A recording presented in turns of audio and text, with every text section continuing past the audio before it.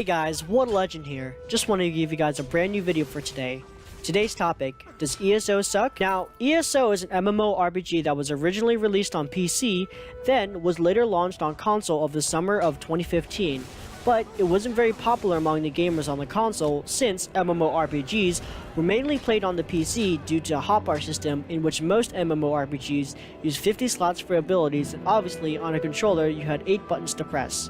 But despite all the haters, ZeniMax said, "Fuck you!" We're releasing it anyways, and decided, hey, let's just make it one big clusterfuck, and put everyone on one mega server. And on launch day, you couldn't get into the game, and if you did, you took like 5 steps before lagging out. This game was largely successful due to its universe, The Elder Scrolls, one of the best-selling RPGs of all time. So, to have The Elder Scrolls universe in an MMORPG and being able to play online with millions of people definitely hyped a lot of 40-year-old virgins sitting on their couch with a shit bucket. And the 11-year-old squeakers who thought this game was the shit. Creating your character, or as I like to call it, throwing away your life. Creating your character, you have to choose between the 3 alliances, and each alliance has certain races aligned with them, unless you have the Adventurer Pack, which allows you to play any race among the 3 alliances. For Aldemir Dominion, you have the High Elves, Wood Elves, and the Khajiit. For the Daggerfall Covenant, you have the Britons, Redguards, and Orcs. And lastly, for the Ebonheart Pact, you had the Nords, Dark Elves, and Argonians. However, you could play as the Imperial race if you paid an extra $20 for the game. Also, the Imperial race was playable on any of the alliances. Each race has their own benefit for certain classes throughout the game.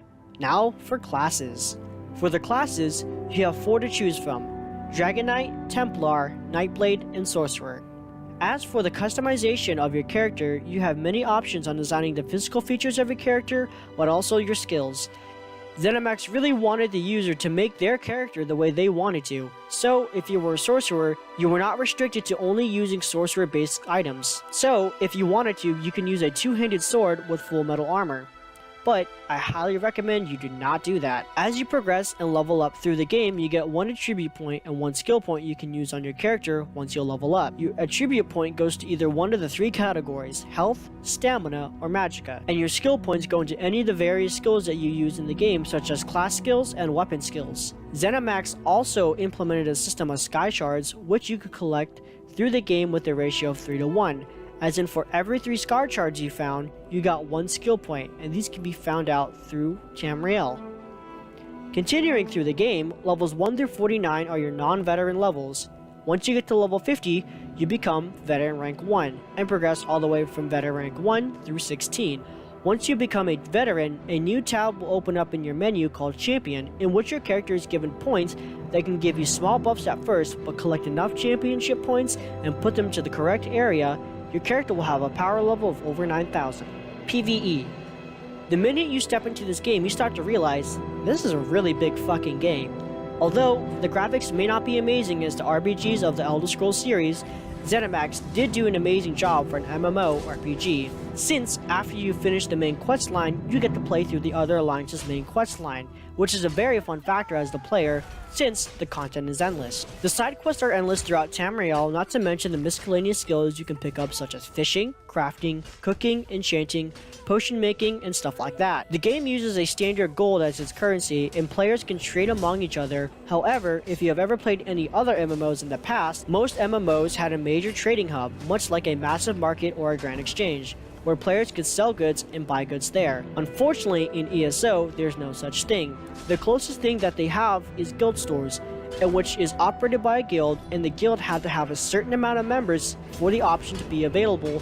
Also, the guild had to pay gold to keep that service, in which my opinion was really dumb. As you walk around Tamriel, you find it really annoying having to walk and see tons of people with horses at first. Well, have fun, because the cheapest horse cost around 10,000 gold pieces, which is a lot when you have to first start off with nothing, but every MMO has their method of fast traveling, and ESO uses a system of way shrines, in which you discover them throughout Tamriel, and then use the way shrines to teleport to each other. Dungeons. In ESO, there are a total of 16 group dungeons in the game. Loot. These dungeons are located throughout Tamriel and are available to all alliances to play. You can have a total of 4 people in a group to do these dungeons. These dungeons can take up hours depending on the experience of your group. There is also a hardcore dungeon called Trials, in which multiple groups of players fight against mobs, and as they progress, it gets harder and harder, like my dick. But the loot does get better. PvP. Well, let me just say this. Wrecking Blow, Wrecking Blow, Wrecking Blow, Wrecking Blow, and fucking Nightblade gankers. Oh wait, Crystal Frag in your fucking face and Flaming Oil in your ass! But this PvP does have a unique aspect to it, due to the use of siege weapons, its strategic battles, and destructible keeps, in order for someone in your alliance to become Emperor, who then gets major buffs and basically just kills everyone. Overall, the PvP is great and has lots of contents in the game. There is also plenty of room to move around throughout the PvP, and playing with large groups and strategizing with other people really makes this game come alive and fun to play with friends and strangers. Overall, if you are into MMORPGs, I suggest get it. If you love the Elder Scrolls universe, maybe get it. If you're not sure, rent it or borrow it from a friend and try it. If you didn't like it and returned it back to GameStop for like $10, well, that's your fault for not following option number 3. Thanks for watching, guys. Make sure to give this video a thumbs up, and if you're new, please subscribe for more content. This is What a Legend, signing off.